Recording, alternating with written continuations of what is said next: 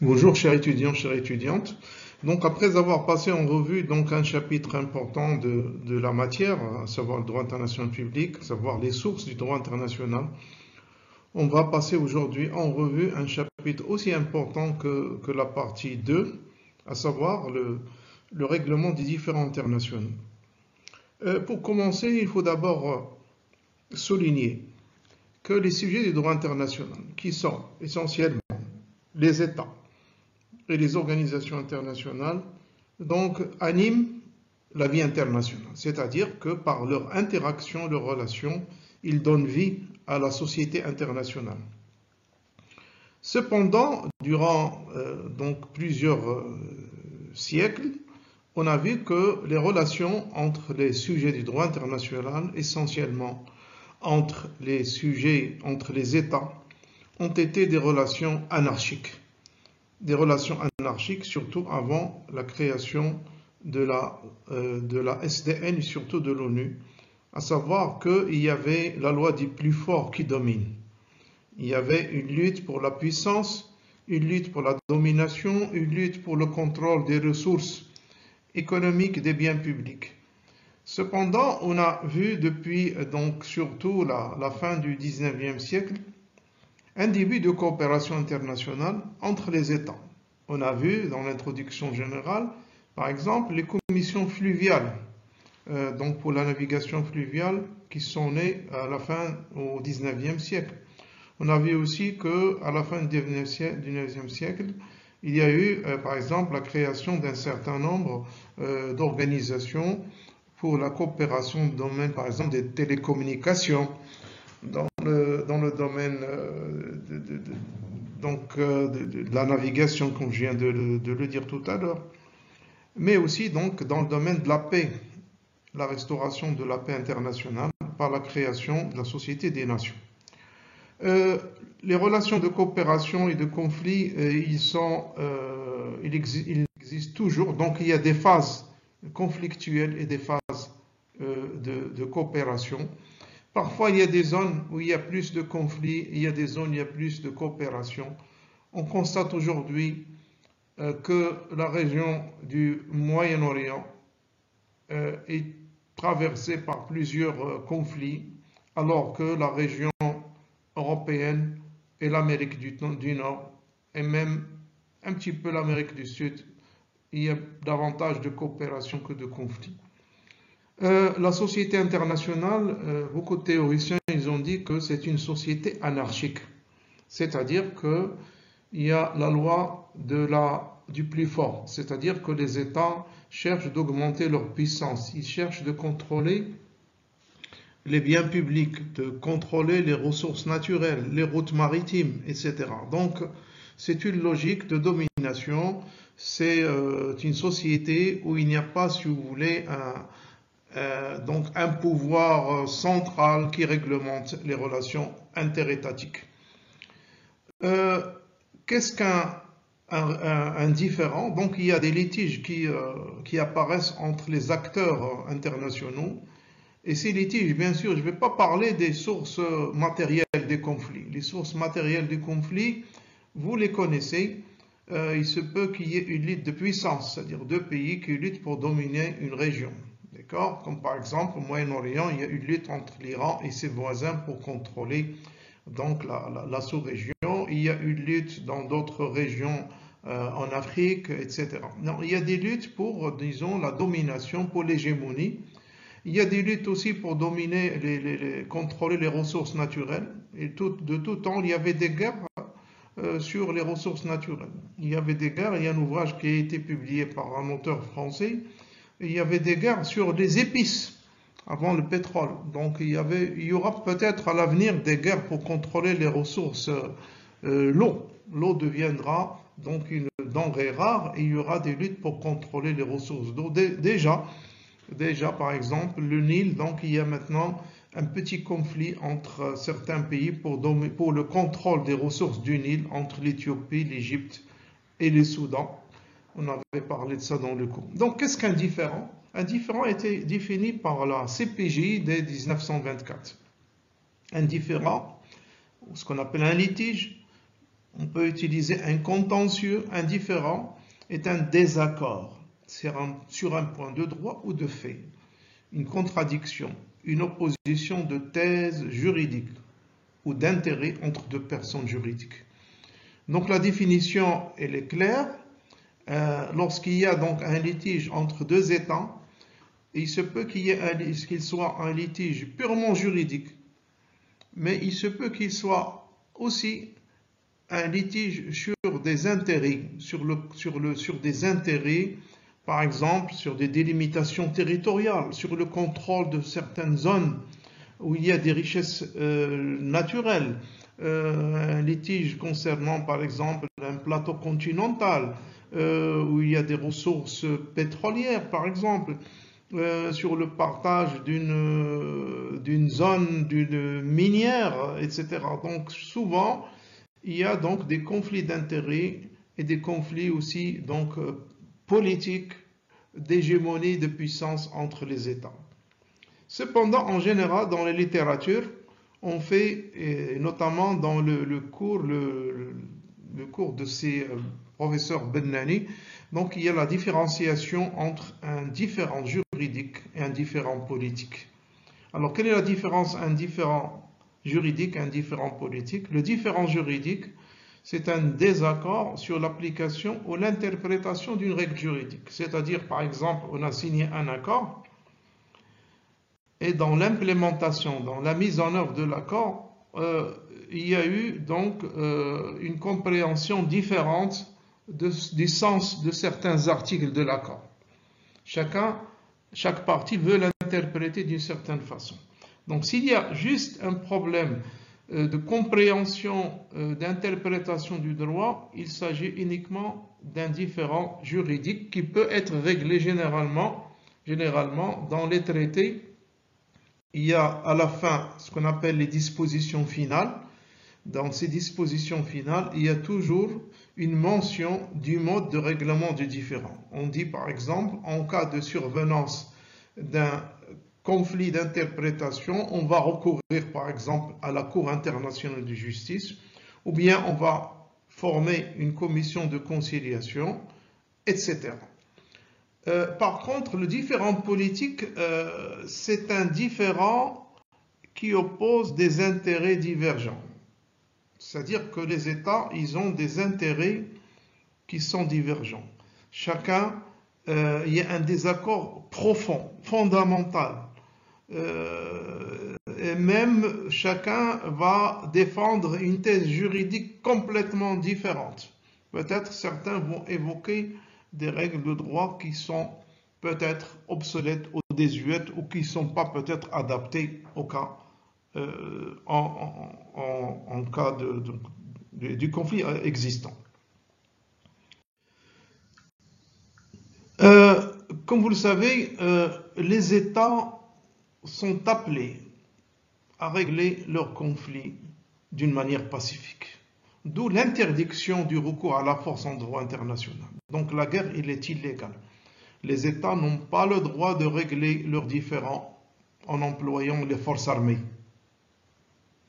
La Charte des Nations Unies est claire, donc il est interdit l'usage de la force.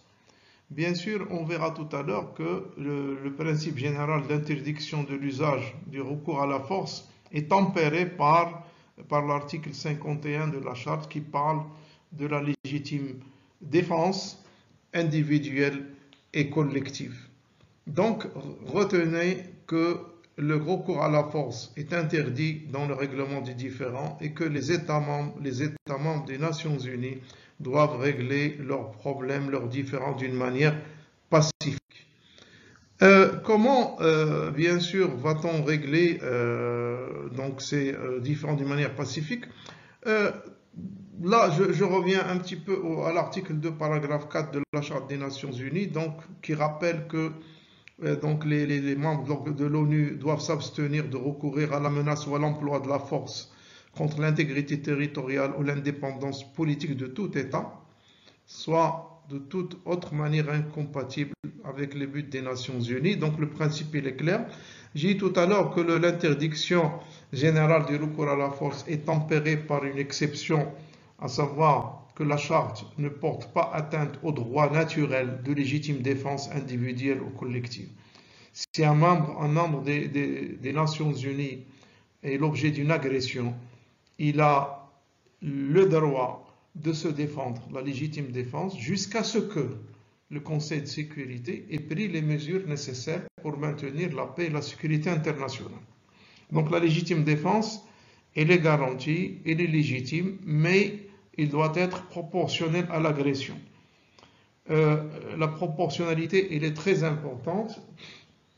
Donc les mesures prises par les membres des Nations Unies doivent être aussi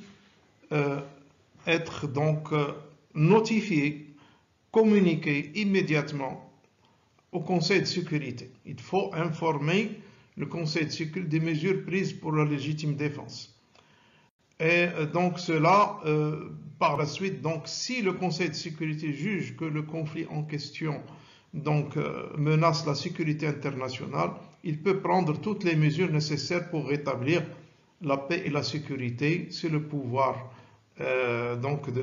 du Conseil de sécurité. Dans le chapitre 6 et le chapitre 7, on verra que ça dépend de la situation. Il se peut par exemple qu'il y ait juste, les Nations Unies utilisent juste par exemple une médiation pour régler un conflit. Ils peuvent par exemple envoyer des contingents de casques bleus pour séparer les belligérants, comme ils peuvent, le Conseil de sécurité, il peut qu'il dépêche une force multinationale, internationale, pour défendre le pays qui a été agressé. Et c'est le cas d'ailleurs du Koweït en 1990, lorsqu'il a été occupé par l'Irak.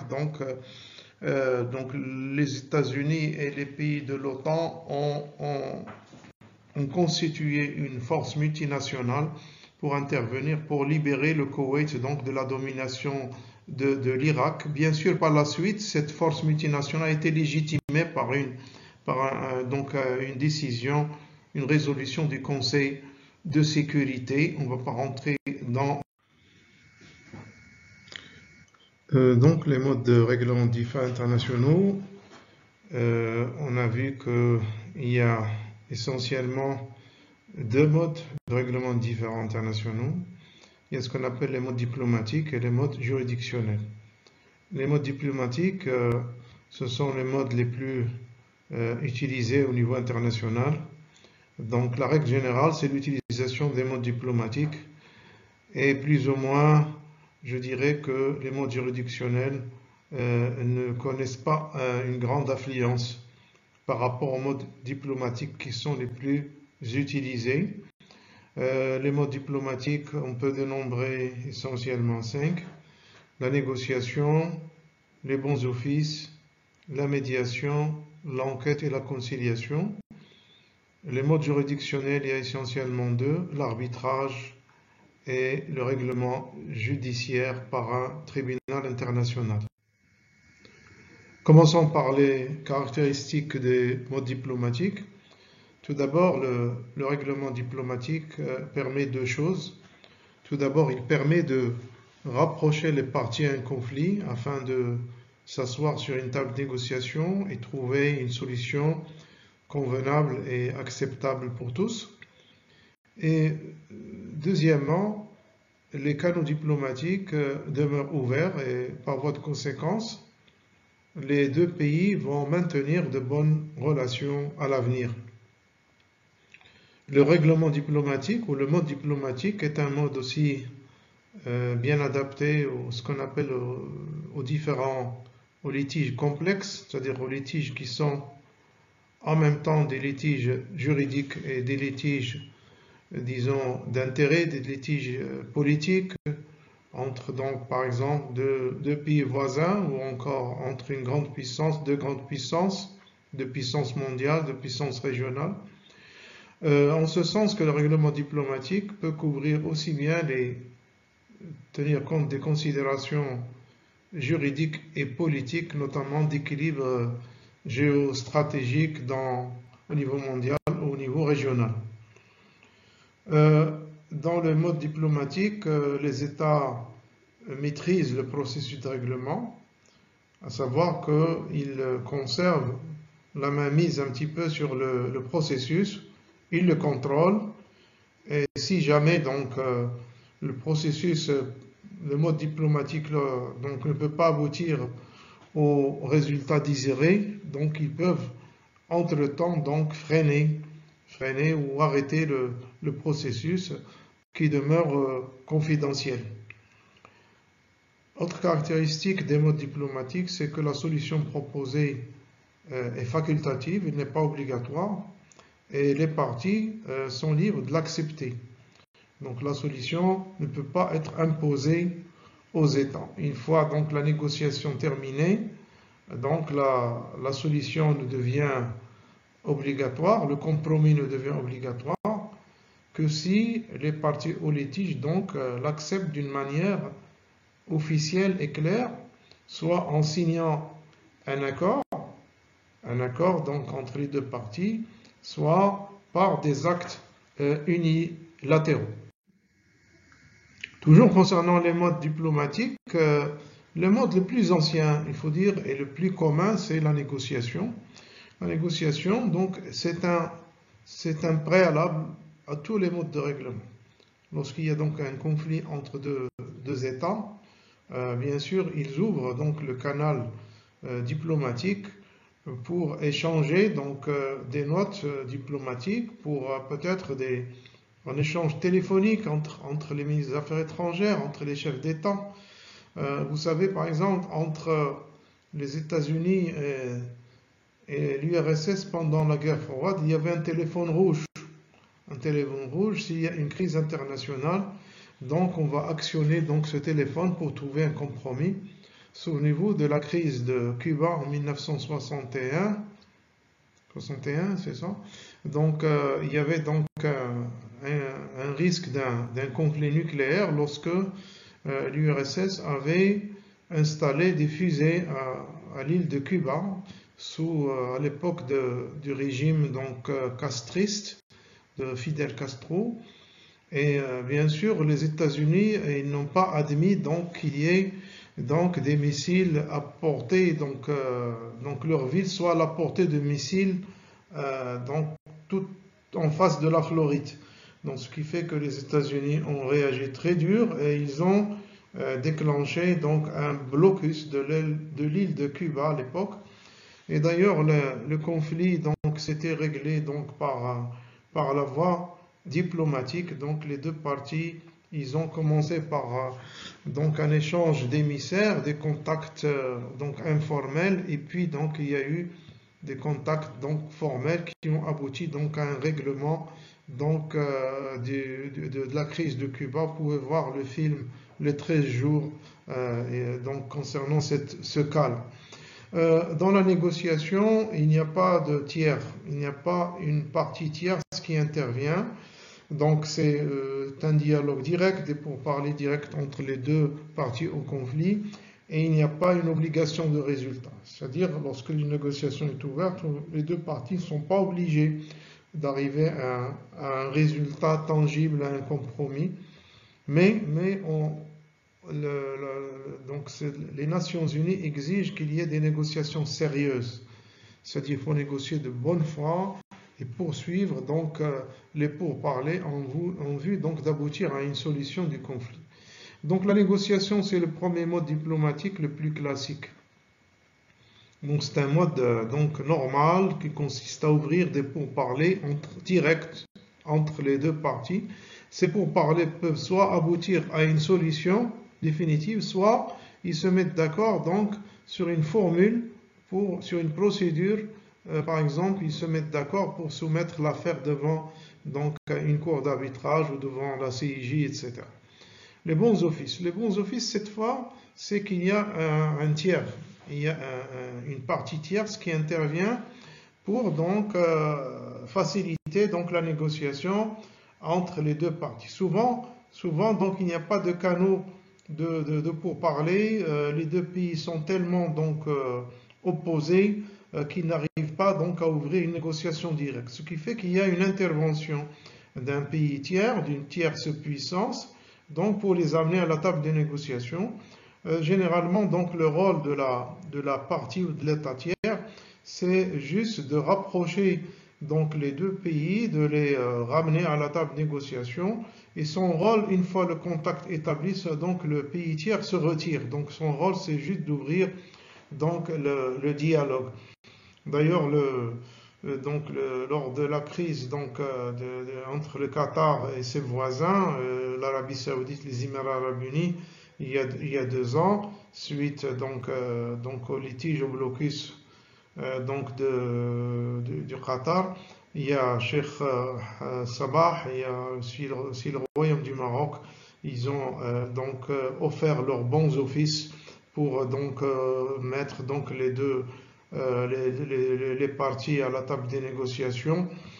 Donc dans les bons offices, il y a un tiers qui intervient, généralement une personne prestigieuse, un chef d'État, ministre des Affaires étrangères, qui a un certain poids, un ascendant moral, etc. Il se peut aussi qu'il soit un chef d'État ou un secrétaire général des Nations Unies.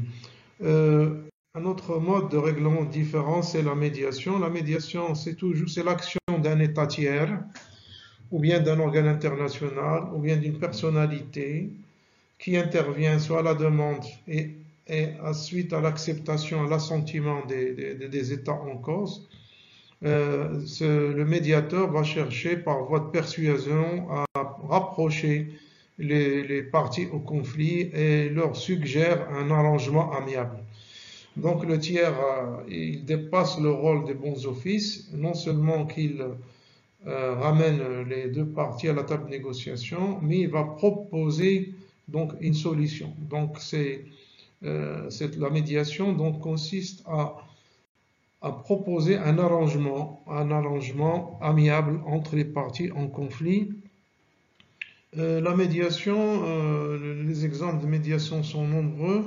Je vais citer quelques-unes. Par exemple, les États-Unis ont joué un rôle de médiateur entre l'Égypte et Israël en 1978.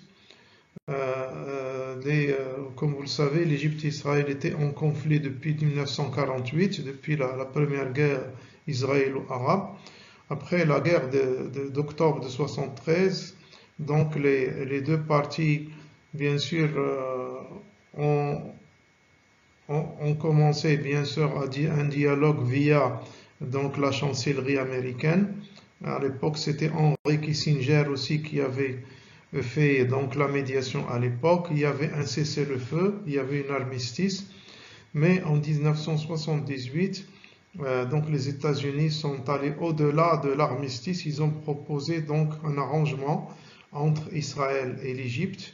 L'arrangement consistait à ce que Israël retourne donc le Sinaï occupé à l'Égypte contre donc la signature donc d'une paix durable avec l'Égypte.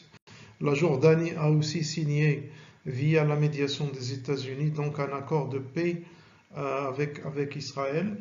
Bien sûr, il y avait une autre, à part le Sinaï, donc l'accord contenait aussi donc qu'il y ait une démilitarisation du Sinaï, c'est-à-dire que les Égyptiens ne pouvaient pas à l'époque mettre des forces armées dans le Sinaï. Il y avait la bande de tabac qui était soumise pour l'arbitrage. Finalement, la bande de tabac a été retournée à l'Égypte après la décision d'une sentence arbitrale qui a été acceptée par Israël. Le deuxième exemple, c'est la médiation des États-Unis dans le conflit palestinien, bien sûr, entre l'Organisation de libération de la Palestine. Comme vous le savez, l'OLP avait un siège au Liban, et puis après la guerre civile au Liban, l'OLP a déplacé son siège, ou ce qu'on appelle le quartier général, à Tunis. Après, donc, il y a eu une médiation américaine pour trouver une solution au conflit palestinien entre l'OLP et Israël. Comme vous savez, l'OLP est membre observateur des Nations Unies.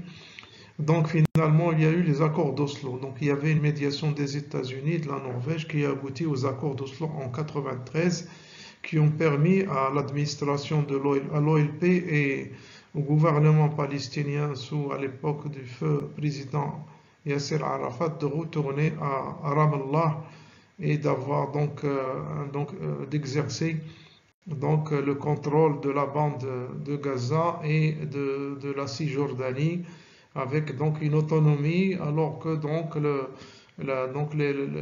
c'est une autonomie avancée et donnée aux Palestiniens. Vous savez que les accords d'Oslo n'ont pas été respectés jusqu'au bout par la suite. Un autre exemple de médiation, c'est celle du pape, donc du pape du Vatican, entre le Chili et l'Argentine en 1979, pour régler un problème de navigation dans un canal entre l'Argentine et le Chili qui s'appelle le canal de Beagle.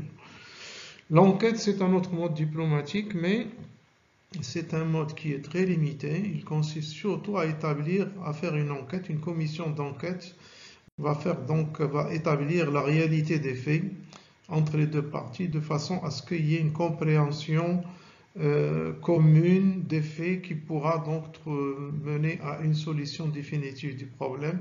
Il n'y a pas beaucoup d'exemples de la commission d'enquête dans un conflit international, mais on cite souvent dans les manuels du droit international public l'affaire anglo-russe, le litige anglo-russe en 1905.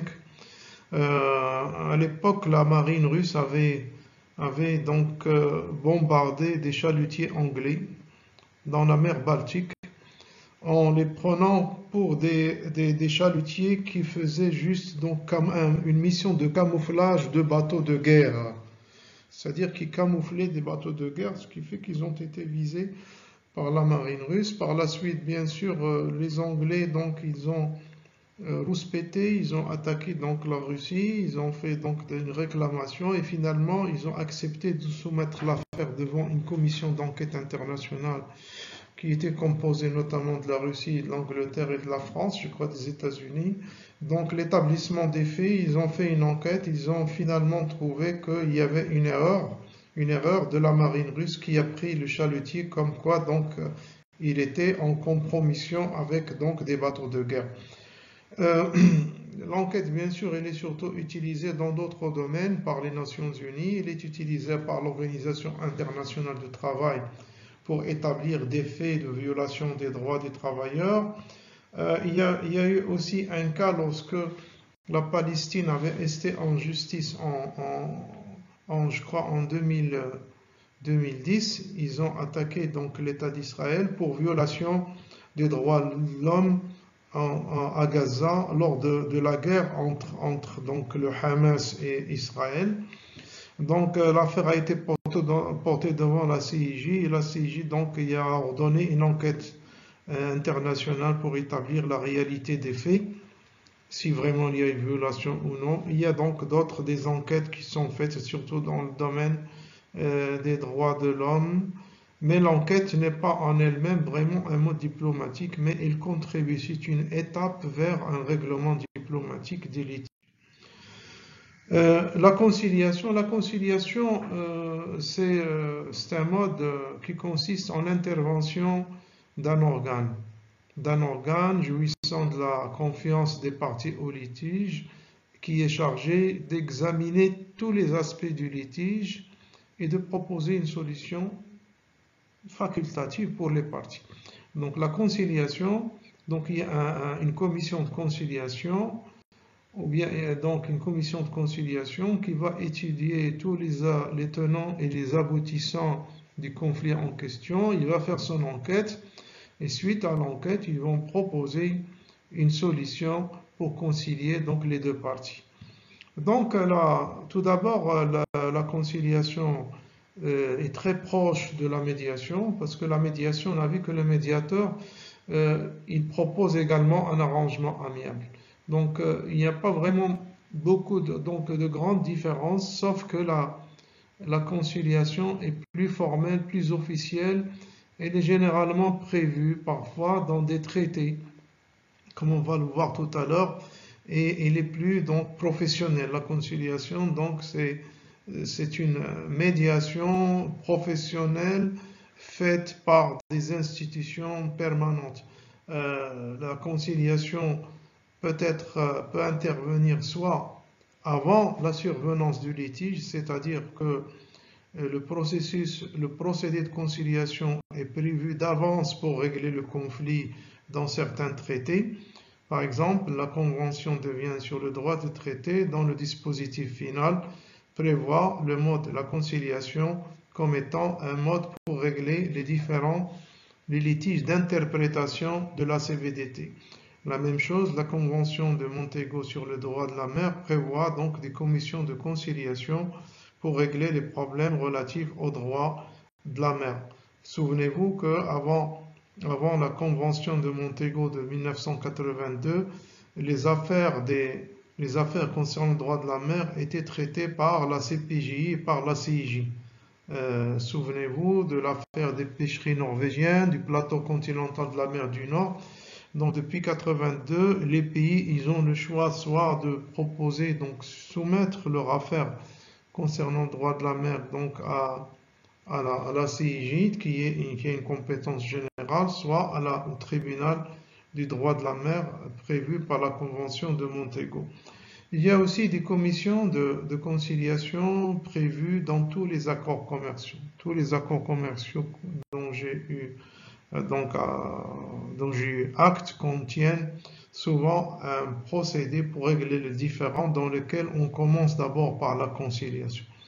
Généralement, par exemple, au niveau de l'OMC, avant d'ouvrir de soumettre le litige commercial devant l'ORD, l'organe de règlement des différends de l'OMC, il faut d'abord passer par une première étape de conciliation entre les deux parties, c'est-à-dire de trouver un arrangement amiable entre les deux parties, soit par négociation, soit par conciliation, c'est-à-dire un tiers qui intervient pour trouver une conciliation. Si la conciliation n'aboutit pas, à ce moment-là, on passe donc à l'organe de justice qui va former ce qu'on appelle un jury, un panel, qui va donc régler le problème. Il y a le même procédé aussi dans l'accord des préférences commerciales entre les pays de l'OCI. Donc le règlement des différends, il passe d'abord par une phase de négociation directe, de conciliation, avant de passer donc à un jury formé d'arbitres qui vont régler le problème. Donc j'ai dit bien que la commission de conciliation peut être prévue avant la survenance du litige, comme dans la CVT, la Convention de Montego. Je peux dire que c'est une conciliation institutionnelle, c'est-à-dire il est déjà prévu dans le cadre de certains traités, dans certaines institutions. Par contre, il y a l'autre formule, c'est après la survenance du litige, les deux parties donc s'entendent par un accord donc de mettre en place une commission de conciliation ad hoc, c'est-à-dire une commission ad hoc spéciale uniquement pour ce cas. Donc il va régler le litige et il va disparaître. La commission de conciliation commence d'abord par une enquête pour établir les faits sur la base desquels donc il va proposer une solution qui est non contraignante. La commission de conciliation, on peut citer l'exemple de la commission de conciliation pour régler la délimitation du plateau continental entre l'Islande et la Norvège en mai 1980 en application de la Convention de Montego. Les différentes caractéristiques, les caractéristiques communes. Maintenant, on va passer donc après les modes diplomatiques qu'on a vus tout à l'heure. Les modes juridictionnels, d'abord, on ne peut pas imposer le mode juridictionnel aux différents États.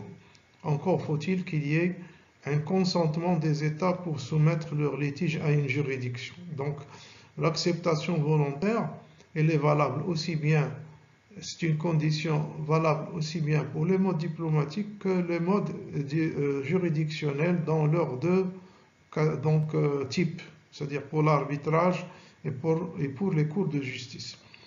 L'autre constat, c'est que le mode juridictionnel, les États ont moins de contrôle sur le processus que dans les modes diplomatiques. C'est normal, les États peuvent manœuvrer lorsqu'il y a un mode diplomatique de règlement d'indifférents. Par exemple, S'il y a un médiateur, il se peut que, par exemple, ils acceptent le médiateur. Par la suite, il se peut qu'une partie, donc, n'accepte plus le médiateur. Et il peut, par exemple, accuser le médiateur d'impartialité. Donc, on a vu dans certains cas, donc, où certains partis, certains États, donc, ont demandé à ce que, donc, cesse la fonction d'un médiateur. On a vu ça au Yémen. Au Yémen, plusieurs médiateurs n'ont pas pu aboutir donc la mission jusqu'à la fin parce que l'une des parties accusait donc comme quoi donc le médiateur avait tendance à se pencher vers le point de vue de l'autre partie. En Libye aussi, vous avez vu plusieurs médiateurs, ils ont changé, chaque fois il y a des changements de médiateurs. Donc bien sûr, le changement de médiateur n'est pas toujours dû au fait que les partis donc l'accusent de partialité, mais parfois lui-même de son propre chef, il voit que le processus est bloqué et il dépose sa démission. Les modes juridictionnels, il y a toujours donc un consentement au départ au caractère obligatoire de la sentence arbitrale de la décision de la Cour.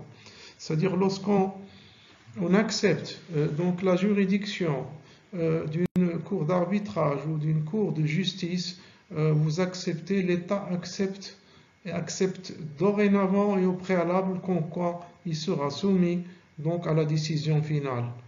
Donc elle est obligatoire et doit être exécutée de bonne foi par les deux parties. Les modes juridictionnels, il y en a deux, l'arbitrage et les cours de justice. L'arbitrage, il est moins formalisé que le règlement judiciaire.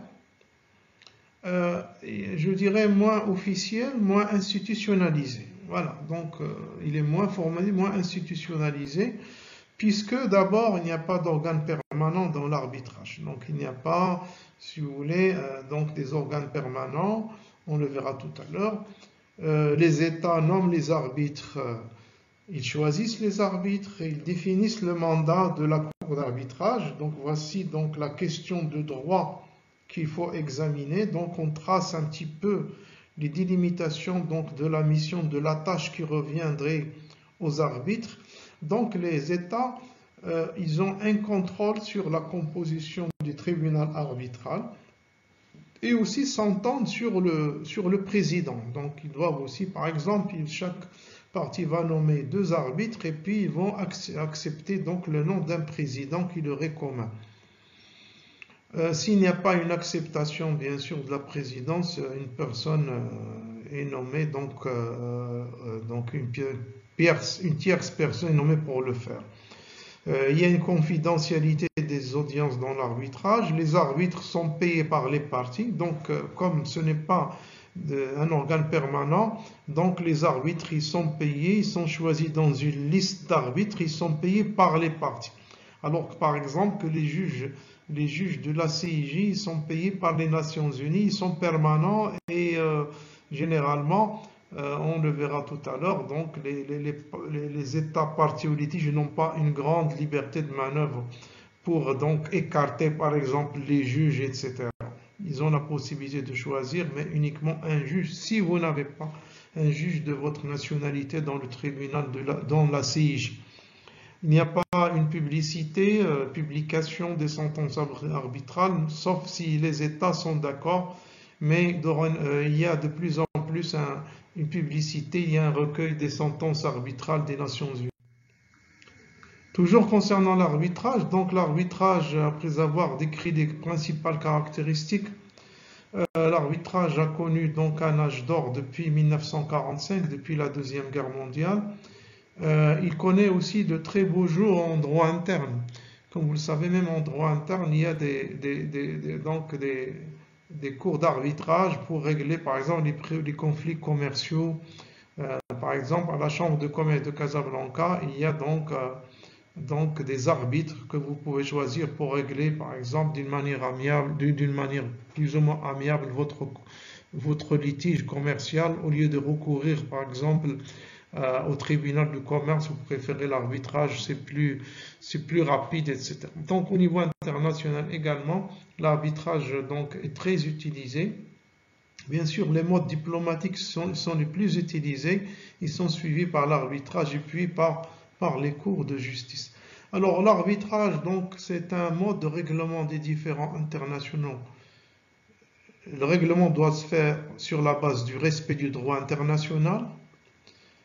Il se fait par des juges choisis par les parties, deuxième caractéristique, et investis par elles, c'est-à-dire que ce sont les parties qui définissent le mandat, la mission des arbitres, et puis de rendre une décision juridiquement obligatoire. Donc, quatrième caractéristique, c'est que l'arbitrage, in fine, va déboucher sur une décision, sur une sentence arbitrale obligatoire pour les deux parties. On revient une autre fois aux caractéristiques de l'arbitrage. Donc, comme je l'avais souligné tout à l'heure, il faut d'abord qu'il y ait un consentement, une acceptation par les États partis au litige pour donc reconnaître la compétence du tribunal arbitral. Alors là, il y a donc soit que, comme on l'a vu tout à l'heure pour les commissions de conciliation, soit que l'arbitrage est prévu dans un traité, il y a une clause compromissoire dans un traité. Dans le dispositif final du traité, on souligne que le règlement des différends d'interprétation, d'application de ce traité sera différé devant la Cour, par exemple, permanente d'arbitrage.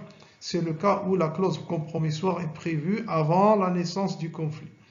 Soit après la naissance du conflit, les deux parties, suite à une négociation, une médiation, ils signent un accord pour soumettre leur affaire à l'arbitrage. C'est le cas notamment du litige dans les années 80 entre Qatar et Bahreïn pour la délimitation du plateau continental. Il y a eu un petit conflit, un petit conflit armé entre les deux parties. Finalement, ils ont signé un accord d'arbitrage. Donc, vous pouvez trouver donc la sentence arbitrale. Donc là, non, il a été soumis, à la CIJ.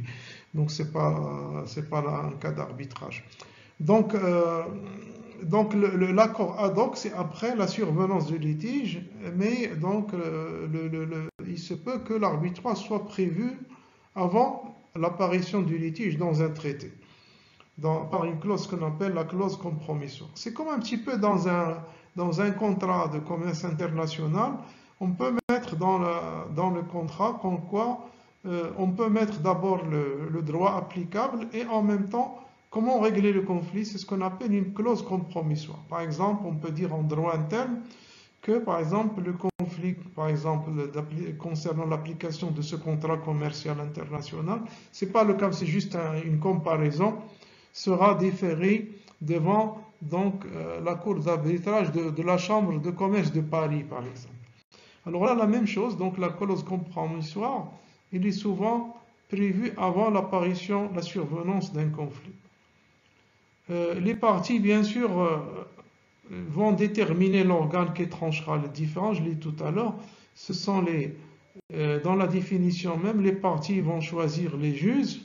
Ils vont aussi les investir, c'est-à-dire ils vont définir le mandat, la mission, en quoi consiste leur mission, délimiter donc les questions auxquelles doivent répondre les arbitres, leur pouvoir, la composition, le fonctionnement.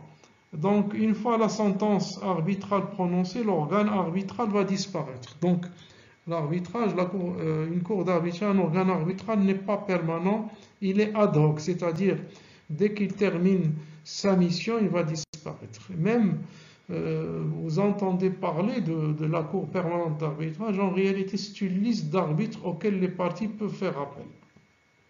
Contrairement aux juridictions qui ont un secrétariat, une administration permanente. Alors, la sentence arbitrale, il est fondée sur le droit, sur l'application du droit international, sauf si les parties aux différends ont autorisé l'arbitre à décider ex aequo et bono, c'est-à-dire en équité. La sentence arbitrale est obligatoire et lie les parties qui doivent l'exécuter de bonne foi et là l'autorité relative de la chose jugée. La sentence arbitrale, une fois encore, elle est obligatoire. Il lie les parties qui doivent l'exécuter volontairement et de bonne foi. il a l'autorité relative de la chose jugée. Toutefois, même s'il est obligatoire, il n'est pas exécutoire. C'est-à-dire que on ne peut pas l'exécuter par la force, mais généralement, la sentence arbitrale, elle a une certaine autorité morale et généralement, les pays, donc les États l'appliquent de bonne foi. La sentence arbitrale, elle est aussi définitive en principe, mais il y a des possibilités de recours.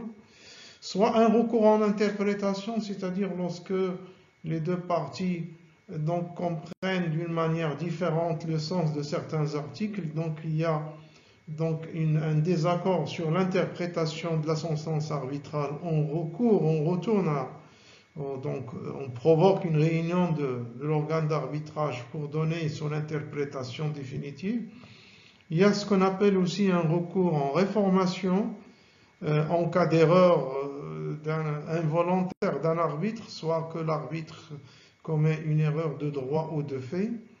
Il y a aussi le recours en révision en cas de survenance d'un fait nouveau qui aurait eu une incidence donc capitale sur la décision si l'arbitre l'aurait connu.